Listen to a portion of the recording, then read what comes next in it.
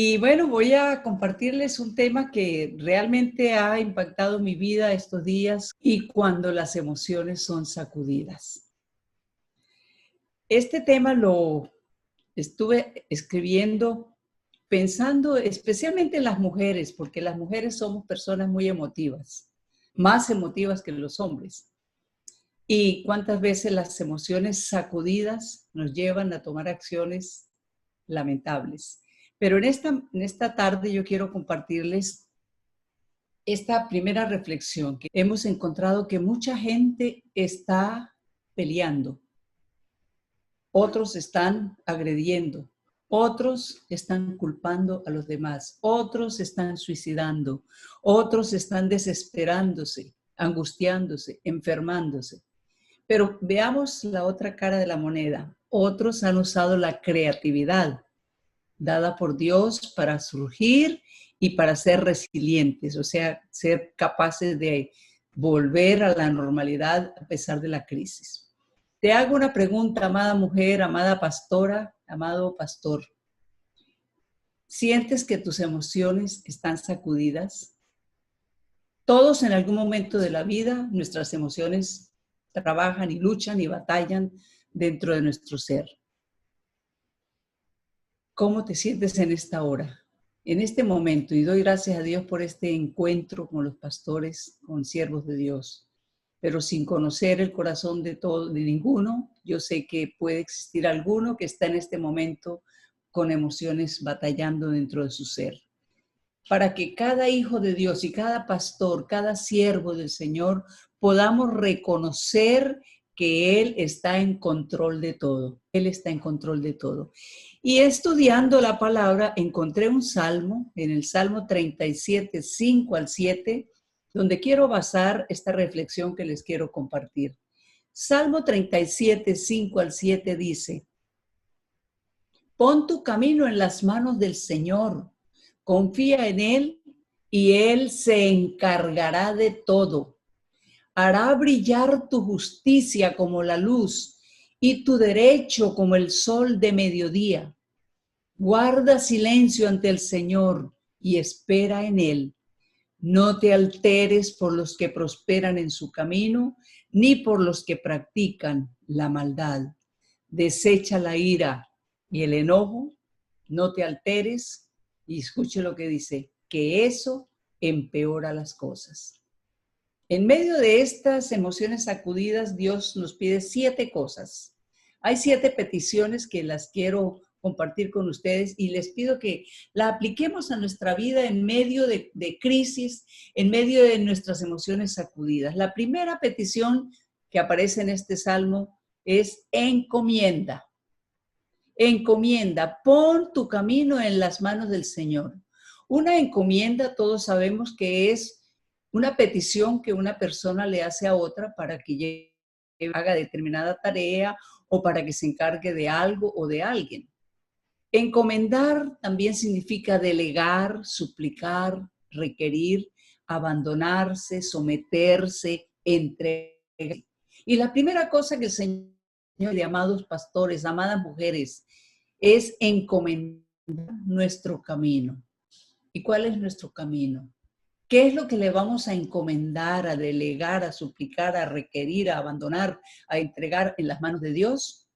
Nuestro diario vivir, nuestras decisiones, nuestros anhelos, nuestros planes, nuestras preocupaciones, nuestros fracasos, nuestras ansiedades y luchas internas, etc.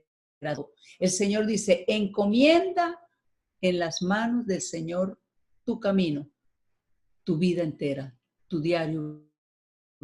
Encomienda al Señor tus obras y tus pensamientos serán afirmados. Lo dice Proverbios 16:3. Esa es la primera petición. Sigue diciendo el salmista, confía en Él y Él se encargará de todo. Esto me encanta, esto me quebranta, porque es la verdad. Yo lo he experimentado en mi vida. Él se encargará de todo. Hará brillar tu justicia como la luz de mediodía. El Salmo 38, prueben ustedes mismos la bondad del Señor. Dichoso aquel que confía en Él. Los que confían en el Señor están avergonzados.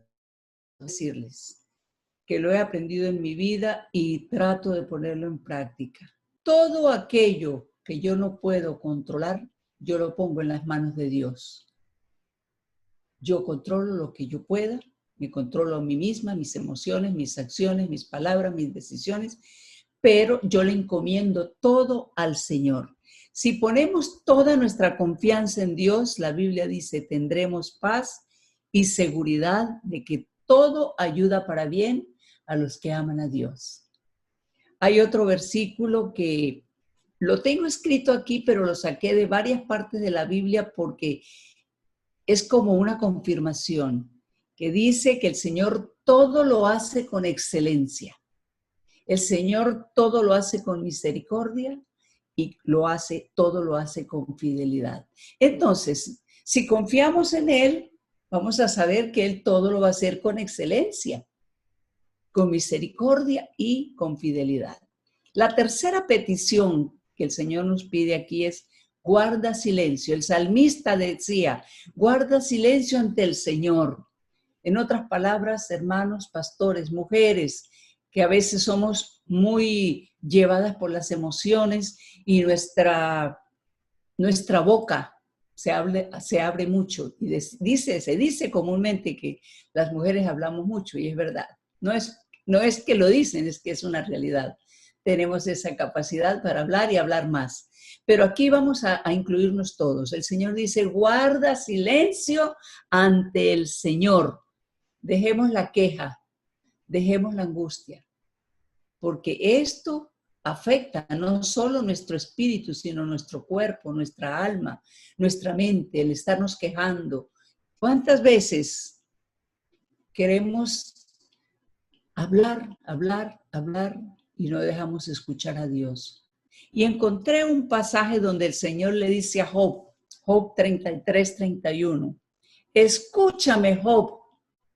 Y yo agregaría, escúchame, Alba, escúchame, Rigoberto, escúchame, Damaris, escúchame, Daniel, escúchame, Serafín. Préstame atención, dice el Señor.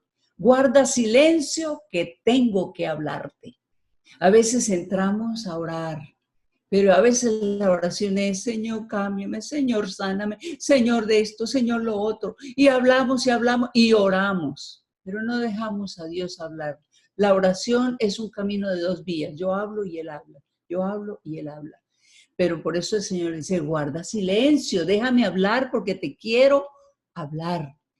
Y hay un versículo más que me impacta mucho y quiero que ustedes lo lleven en su corazón y lo pongan como un punto clave en sus vidas. Salmos 85:8. Escucharé lo que el Señor va a decir.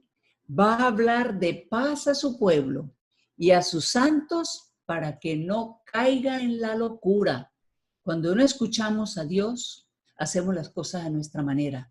Nos impacientamos, no confiamos en Él y entonces cometemos locuras. Entonces el Señor dice, escúchame que te voy a hablar. Te voy a hablar paz y te voy a dar bendiciones, te voy a dar guianza, te voy a dar sabiduría.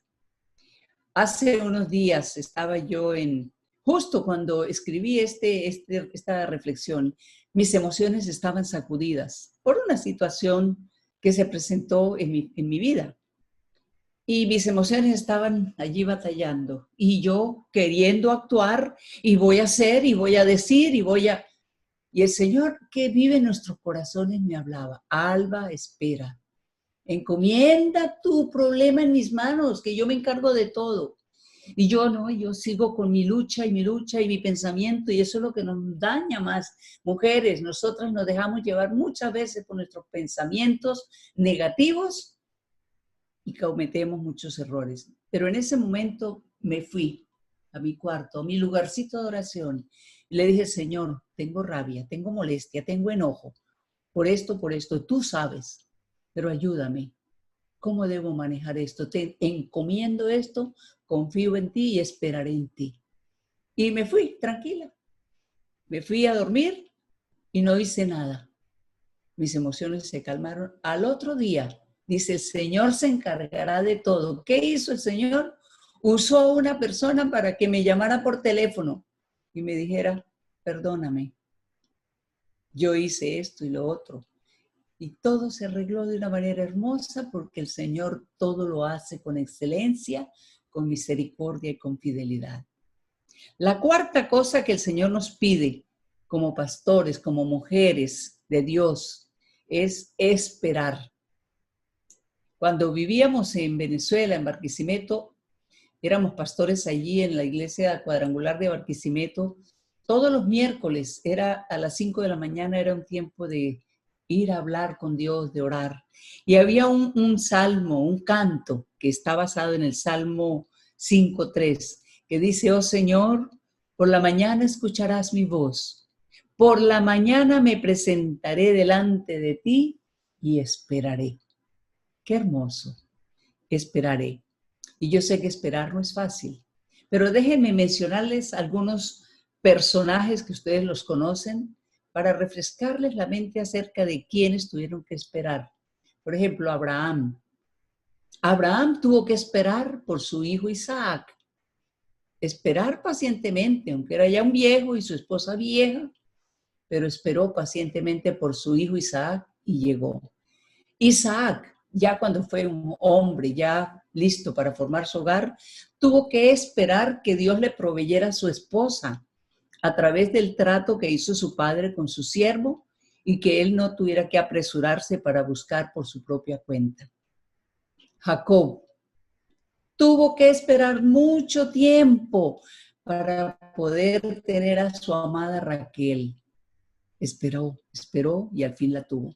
José tuvo que esperar mucho tiempo para haber cumplido sus sueños. El soñador esperó y se cumplieron sus sueños.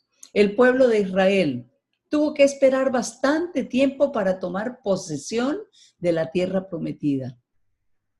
David tuvo que esperar bastante tiempo después de haber sido ungido como rey para finalmente verse reinando.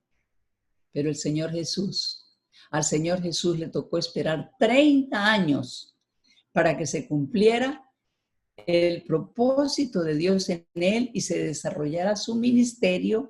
Durante todo ese tiempo tuvo que esperar pacientemente el tiempo de Dios, el momento adecuado. Esperar es duro, hermanos, pero esperar es necesario, esperar es desgastante, es una batalla constante. Esperar en Dios no es fácil, pero no es que nos quedemos de brazos cruzados, que Dios haga todo.